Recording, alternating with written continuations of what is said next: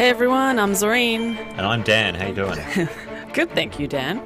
We just had some hands-on, we've been playing actually, Assassin's Creed Rogue, the Assassin's Creed game for last generation consoles. Yeah, that's right. It's sort of a direct follow-on from Black Flag in the way that it's mechanically very similar. I don't want to throw out the word identical, but it's sort of as close as you can get to identical as possible, I think. Yeah, and we're going to talk about reasons why you shouldn't discount the game just because it's on, the PlayStation 3 and Xbox 360. So one of the first things that we came across while we were playing was gang hideouts.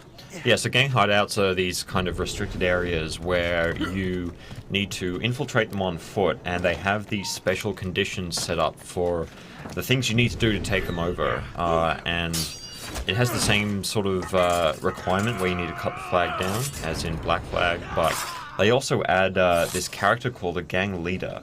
And he's this special character that kind of changes the way you have to play because he has really good vision. So line of sight plays into it a lot more than it does with regular guards. Because you know how regular guards, you can kind of wander in front of them for a little bit and they're like, what, is that something? Yeah, he instantly just tacked on to you being in the presence in the vicinity. And it's also worth noting, if you're not really familiar with what the premise of Rogue is about, you're actually playing a Templar. So, you're killing assassin. These are guys with assassin-like abilities, which sort of explains why they have this really good perception. And they're also prone to using sneak attacks on you as well. So they can perform like drop assassinations, or they can run off and hide, and you'll lose track of them. Yes, we came across that a few times when the gang leader that spotted us ran away and hid, and we had to find him again, which was quite annoying. Yeah, so you have to play actually proper sneakily, which is kind of strange for an Assassin's Creed game. It's often quite easy to just run about and stab a lot of people in quick succession, but this you sort of need to rethink how you're actually moving through the gang hideout. Yeah, and assassins aren't the only ones with abilities that players have been using for such a long time. The other thing that we encountered was stalkers, this new type of enemy, which, like assassins, have the ability to blend in with crowds or blend in with, civilians. Although, that being said, we can track them down using eagle vision, which we did. Yeah, so there's this weird new marker on eagle vision where it's like this little compass at the bottom, and the compass points you in the direction of where one of these stalkers is, and it sort of fills up as you get closer to them, but it's not going to show you exactly where they are. So you need to sort of stay in eagle vision and look around, and once you do actually spot them, they'll be highlighted like any other enemy. But they will know that they're spotted, so they'll start to bail, or they might just try and attack you.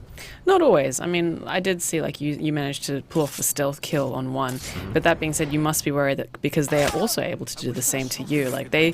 A stealth kill performed on the player took a massive chunk of health. Yeah, it takes you down to basically one bar left. Yeah. And although, that being said, the game also gives you this new ability to shoot firecrackers, which for some reason startles them and draws them out. Yeah, it's sort of like the noisemaker arrows in Thief. They give you this tool to directly distract not just the stalkers, but guards as well. The reason it's really good for stalkers is that it does draw them out of their hiding position because they think they've heard something and they're going to go and investigate it. And that's how you bring them down.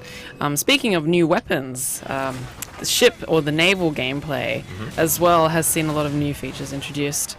One of the first that we saw was getting boarded.